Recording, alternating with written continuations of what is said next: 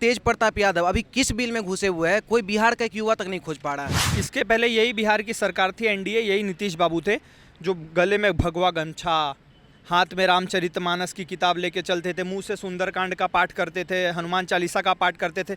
लेकिन जैसे जेडीयू के साथ मिले, हरी पार्टी बनी इनकी, भगवा गमछा हट गया, हरी चादर आ गई। तो भाई अब वो टाइम गया जब जीजा खोजा जाता था, अब नेता खोजा जा रहा है। ठीक है, अगर हिंदू को जगाना या हिंदू को यूनाइट करना अगर देशद्रोह है तो हम सब लोग देशद्रोही हैं। बागेश्वर वाले खुद बोले कि बिहार में इतने पागलों रहते हैं, हमको पता नहीं था। तो रियल बात है, सबसे ज़्यादा अगर सनातन हमको फॉलो करने वाला अगर कोई व्यक्ति है तो बिहार में ही है।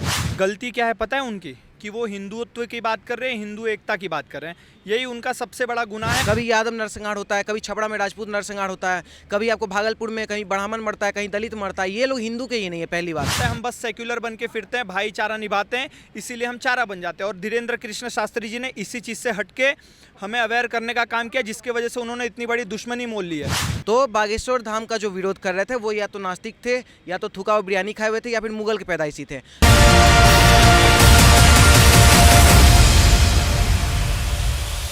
देखिए आपको बताते हैं, ये जो मतलब कि अभी मतलब कि डीएसएस बना था एक सेना, ठीक है, डुप्लीकेट सेवा समिति, तेज प्रताप यादव के द्वारा बनाया गया था। लेकिन जब धीरेन्द्र शास्त्री जी बिहार में आगमन उनका होता है, तब वो उसका नाम फुल फॉर्म जो चेंज हो जाता है, वो हो जाता है Dhirendra security act, Dhirendra Shastri security. ठीक है, तो आप इसे समझ लीजिए कि मतलब तेज प्रताप यादव अभी किस बिल में घुसे हुए हैं, कोई बिहार का एक युवा तक नहीं खोज पा रहा है। और ना ही उनका कार्यकर्ता, ना ही उनके जो पिताश्री है लालू यादव, वो भी खोज नहीं रहा कि तेज प्रताप गया कहाँ। बागेश्वर धाम के आने से पहले इतना चैलेंज कर रहे थे, वहाँ एयरपोर्ट पे घेराव करेंगे, हिंदू मुसलमान भाई, हिंदू मुस्लिम सिख ईसाई भाई भाई अगर उसको तोड़वाने आएंगे तो हम लोग घेराव करेंगे। डीएसएस का सेना बना दिए, लाठी उठी सब थमा दिए, हरा गमछा टंगा दिए, लेकिन आपको एक भी नहीं दिखा। वहाँ आपको सिर्फ दिखा होगा भगवा गमछा वाला।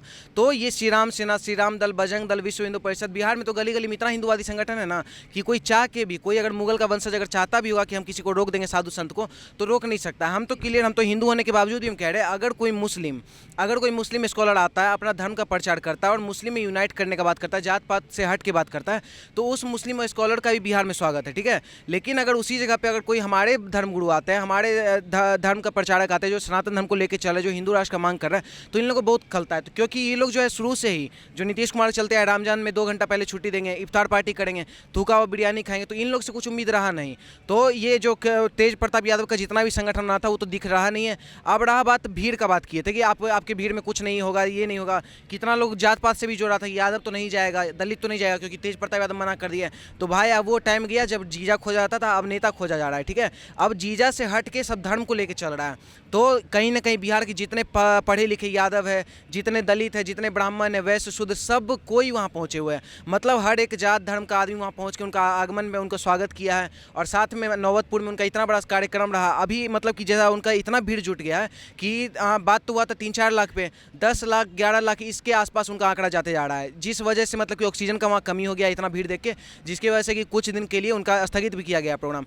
तो इससे आप समझ सकते हैं कहीं ना कहीं उनका इतना वर्चस्व है, और कहीं ना कहीं बिहार के इतना, जैसे कि बागेश्वर वाले खुद बोले कि बिहार में इतने पागलों रहते हैं, हमको पता नहीं था। तो रियल बात है, सबसे ज़्यादा अगर सनातन हमको फॉलो करने वाला अगर कोई व्यक्ति है तो बिहार में ही है।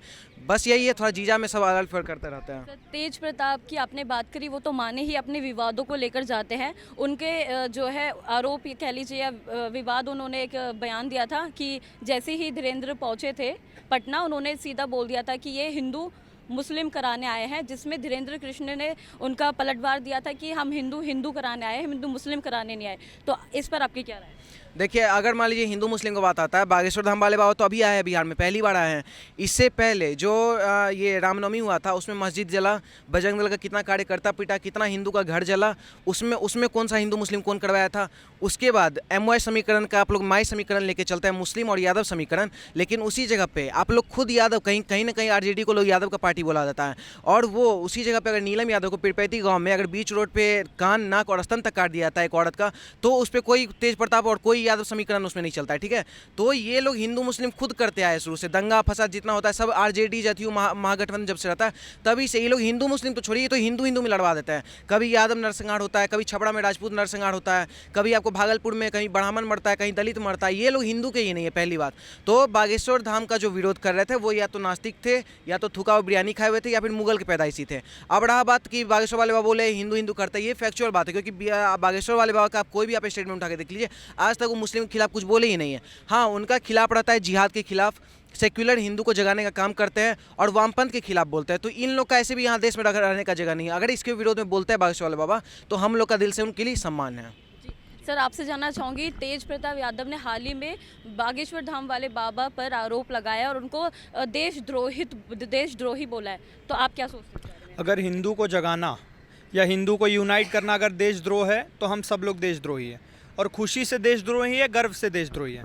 बागेश्वर और उन पर आरोप लगाए कि वो फर्जीवाड़ा करते हैं, तो उन्होंने तो सीधा बोला है, जो ये हालेलुया वाले हैं या जो भी और दूसरे धर्म वाले लोग हैं, अगर उनको इतना ही लगता है कि मैं ढोंग करता हूँ तो आ जाए मेरे धाम में, उनको नंगा करके भेजूंगा, उन्होंने सीधा बोला है। तो किसी के अंदर हिम्मत है किसी के अंदर, तो वो चले जाए बागेश्वर धाम। ऐसे बीच में पहले भी उनके ऊपर आरोप लगा था, तो सब न्यूज़ चैनल वालों को उन्होंने बुलाया था, क्या किया? कोई प्रूफ मिला? कोई प्रूफ नहीं मिला। एक टकले ने उनके ऊपर FIR करी थी महाराष्ट्र के नागपुर में, वो FIR में पुलिस वालों ने भी उनको बरी कर दिया बागेश्वर धाम जी को। गलती क्या है पता है उनकी? कि वो हिंदुत्व की बात कर रहे हैं, हिंदू एकता की बात कर रहे हैं, यही उनका सबसे बड़ा गुनाह है। उसके अलावा कोई गुनाह नहीं किया। अब आप एक बात बता लो, 26 साल का एक बंदा जो पूरे हिंदुत्व की बात कर रहा है, पूरे भारत को जोड़ने का काम कर रहा है, उसके अपने भारत से लेके विदेशों में कम से कम लाखों संगठन होंगी जो उनके विरोध में, जो उनकी इस वक्त दुश्मन बन चुकी है। तो हम जैसे जो हिंदू होते हैं वो हिजड़े होते हैं, जो उनके साथ खड़े नहीं होते, उनके समर्थन में खड़े नहीं होते। हम सेक्युलर बनने का काम करते हैं, और सबसे बड़ा हिंदुत्व का दुख यही। आप एक बात देख लीजिए, जो एथियस्ट सबसे ज़्यादा निकलते हैं वो हमारे हिंदू धर्म से निकलते हैं। क्यों? हमें ज्ञान ही नहीं है किसी चीज़ का। कोई मुस्लिम होगा वो अच्छे से कुरान पढ़ लेगा, अपना वो कलमा पढ़ लेगा, कोई क्रिश्चियन होगा वो बाइबल पढ़ लेगा, कोई गुरुद्वारा पढ़ लेगा, कोई अगर सिख होगा तो। लेकिन हम हिंदू, ना वेद पढ़ना आता है, ना पुराण पढ़ना आता है, ना हमें संस्कृत आती है, कुछ नहीं आता है। हम बस सेक्युलर बन के फिरते हैं, भाईचारा निभाते हैं, इसीलिए हम चारा बन जाते हैं। और धीरेन्द्र कृष्ण शास्त्री जी ने इसी चीज़ से हटके हमें अवेयर करने का काम किया, जिसकी वजह से उन्होंने इतनी बड़ी दुश्मनी मोल ली है। चाहे तेज प्रताप हो, चाहे तेजस्वी हो, चाहे नीतीश हो, चाहे RJD हो, चाहे JDU, मैं इनको खुल के कहना चाहता हूँ, अगर तुम कुछ कर सकते हो तो जाके कर लो। सिर्फ बोलने से, सिर्फ टिकटॉक पे और रील्स पे बोल के वायरल करने से कुछ नहीं होता। अगर तुम्हारे अंदर इतनी हिम्मत होती, DSS बनाई थी ना, एक भी DSS नज़र नहीं आए मुझे। गर्व से उतरे, गर्व से इतना बड़ा काफिला चला उनका, गर्व से अब हनुमान कथा कर रहे हैं, कोई रोकने नहीं आया। सब DSS वाले गांजा फूंक के सो रहे हैं, किसी ने उनका विरोध नहीं किया, कोई विरोध में नहीं आया। पूरे बिहार की जनता का आई उनका स्वागत करने, 10-11 लाख लोग उनके शरण में जा रहे हैं। तो इससे साफ नज़र आता है कि अब मुस्लिम यादव से हट के भारत हिंदुत्व की बात कर रहा है, और इसीलिए तेज इनकी जो भी पॉलिटिक्स है, मुस्लिम यादव वाली समीकरण हो गई या तुष्टीकरण की राजनीति हो गई, यही फ्लॉप होती नज़र आ रही है। इसी वजह से इनको दर्द हो रहा है। जी, जैसे ऐसे सूचना मिली थी कि जो बागेश्वर बाबा हैं वो पटना में आने वाले अपने हनुमान कथा के लिए अपने दरबार लगाने, तो क्या है इस पर राजनीति हो गई। इसमें राजनीति तो तेज प्रताप जी ने सारा बयान इसमें दिया और उनको रोकने का प्रयास किया गया। हालांकि हम इससे ये कह सकते हैं कि जो बिहार सरकार है वो एक हिंदू राष्ट्र बनने के खिलाफ है या कोई ऐसे कदम उठा रही है? इसके पहले यही बिहार की सरकार थी, NDA, यही नीतीश बाबू थे, जो गले में भगवा गमछा, हाथ में रामचरितमानस की किताब लेके चलते थे, मुंह से सुंदरकांड का पाठ करते थे, हनुमान चालीसा का पाठ करते थे। लेकिन जैसे JDU के साथ मिले, हरी पार्टी बनी इनकी, भगवा गमछा हट गया, हरी चादर आ गई, जालीदार टोपी आ गई, उसके बाद हाथ में इफ्तार पार्टी करने लगे, नमाज़ पढ़ने लगे, मस्जिद में जाके चादर चढ़ाने लगे। तो यही सबसे बड़ा फ़र्क है इनका। ये सिर्फ और सिर्फ जैसे मौसम में आम मिलता है ना गर्मी के सीज़न में, ऐसे ये भी मौसम के हिसाब से अपने आप को कन्वर्ट करते हैं हिंदू मुसलमान में। और यही धीरेन्द्र कृष्ण शास्त्री जी है जो पूरे हिंदुत्व की बात कर रहे हैं। जो भी हमारी विचारधारा पहले हुआ करती थी कि मैं ब्राह्मण हूँ, तू दलित है, तू शूद्र है, तू ये है वो है, उससे अब हम हट के पूरे हिंदुत्व की बात कर रहे हैं। हिंदू इकट्ठा हो रहा है। इन्होंने रोकने की बात कहाँ करी थी? मुझे तो सिर्फ टिकटॉक पे और यूट्यूब पे ही नज़र आए, और कहीं ग्राउंड लेवल पे तो इन्होंने कोई इनका एक भी संगठन दिखा नहीं। ना ही तेज प्रताप यादव दिखे विरोध करते हुए, ना ही तेजस्वी यादव दिखे, ना ही नीतीश यादव दिखे। सिर्फ और सिर्फ इनका जो भी विरोध है वो टिकटॉक तक ही सीमित रह गया, और यहाँ पर धीरेन्द्र कृष्ण शास्त्री जी ने पहली बॉल पे 6 मार दिया।